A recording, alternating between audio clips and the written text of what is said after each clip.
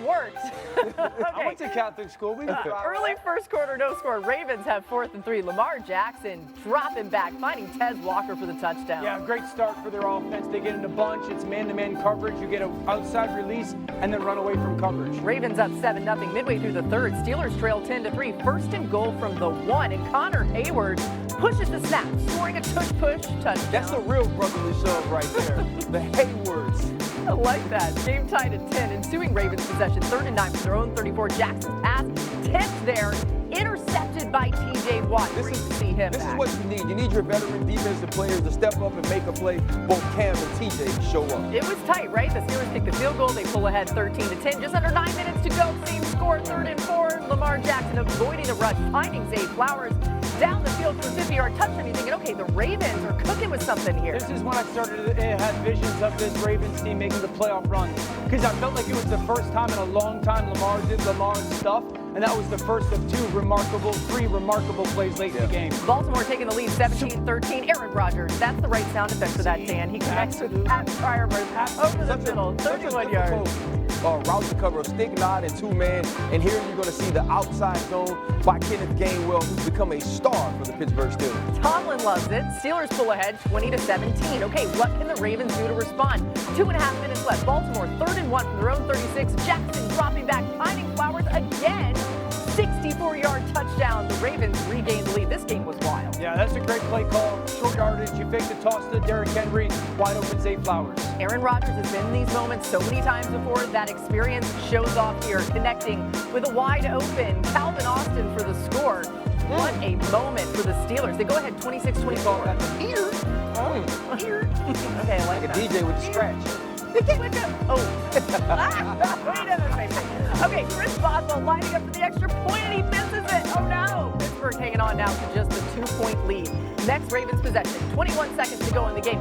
Lamar Jackson drops it back. He finds Isaiah Likely, insane catch that picks up the first down, puts him in field goal range. You're thinking, okay, they're only down 2. They should be able to score right here. Clutch grab from Likely.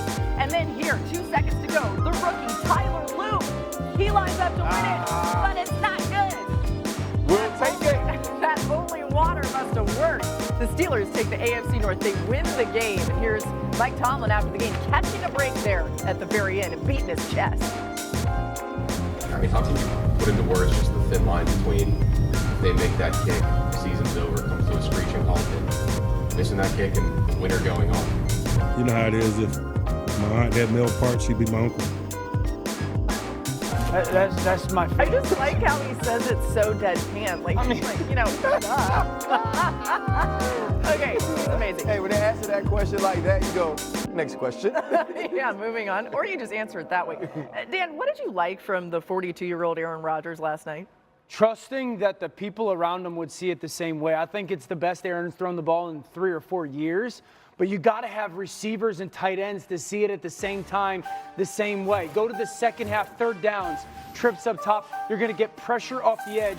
1, the vacancy's right on the logo. 2, when that backside backer moves, Fryermuth, you have to give me your eyes right now. That's outstanding. I can't have you be a fraction of a second later or it's an incompletion. Then you go to the seam to Adam Thielen. You have kind of a umbrella coverage, but watch those 3 defenders. The middle safety is going to drop down. When I, as the quarterback, see it drop down, seam is coming your way. When you get past that nickel, I need your eyes to get to me right now because I'm throwing this ball to the top of the numbers. Flawless. I mean, the throw is flawless. But Adam Thielen seeing it the same way at the same time is huge. And I think the biggest 3rd down conversion, RC talked about the double move. Brown 3rd and 8. Now we get split safeties too. Where do we want to attack? We want to attack the middle of the field. That's where the soft spot, the vacancy is.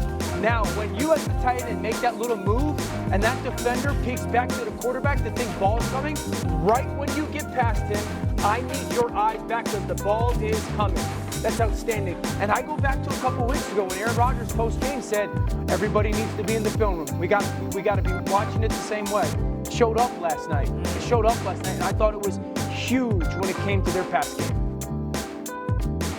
Headed into this game, Aaron Rodgers averaged fewer than 3 throws over 10 air yards over the middle of the field. As Dan just highlighted, things came alive once he actually started attacking that void and that space and those man beats. And obviously Kyle Hamilton being injured certainly had an impact there.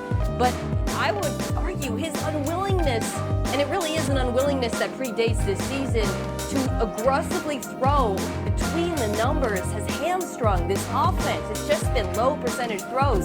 DK Metcalf makes it higher percentage, but if you're going to have a defense that's going to give help to DK Metcalf, it's going to be available to them. And as you saw, he throws a beautiful seam ball still. I mean, those were a couple of his best throws of the entire season. Moving forward, Rodgers has to be willing to throw to that part of the field for this passing attack to look like what we saw last night. Before last night, he was not.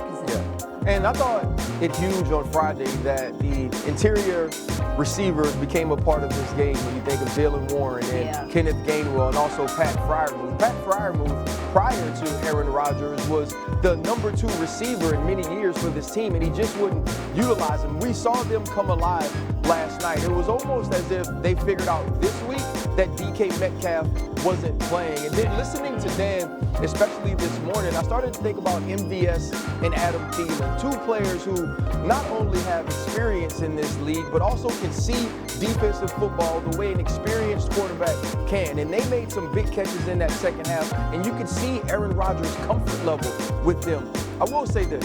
I thought Mike Tomlin came into this game coaching to win and not thinking about coaching not to lose. And I felt like Aaron Rodgers played that way near the end of this game as well. They will get DK Metcalf back against the Texans, which is big. Which is huge. I can't say enough about, I mean, everybody on their team, and this has kind of been the theme for the past couple weeks outside the Cleveland game, is we've talked about take advantage of opportunities. Gainwell, I mean, just the ability for the quarterback to dump the ball off 5 yards and say, hey, go get us 10. Go get us 10 because you'll make somebody miss. And there's other pieces like, yes, the yards after the catch were huge.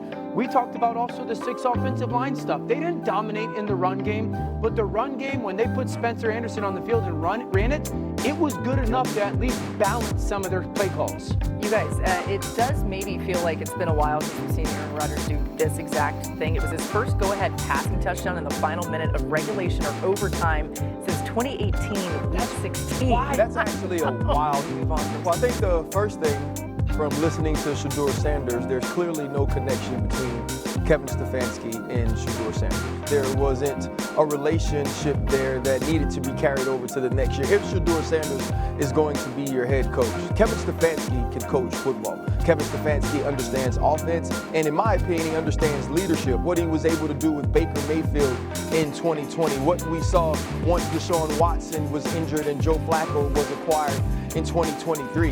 It's going to be about putting him in the right position. This is an organizational thing to me for the Cleveland Browns. If Andrew Berry is still going to be in charge, he's going to pick the next head coach for Jimmy Haslam's team. He has to pick the right head coach. And then you have to make the decision, is Shedeur Sanders the quarterback of the future? Because the next head coach that you bring in will have to be on board with that decision as well. This isn't just about replacing Kevin Stefanski. It's about a restructuring of this entire organization, because for decades, what we've seen out of this organization has been underachievement at its finest. Now, don't forget, this is a football team that, 1, has the 3rd most cap space in the NFL moving forward for next season, and 2 first-round picks. And that's putting on top of a defense with Myles Garrett, Mason Graham, Carson Schwessinger, who's a defensive rookie of the year candidate, Denzel Ward, young pieces on the offensive side, Quinshon Judkins and Harold Fannin. So there are some young, talented pieces on this football team.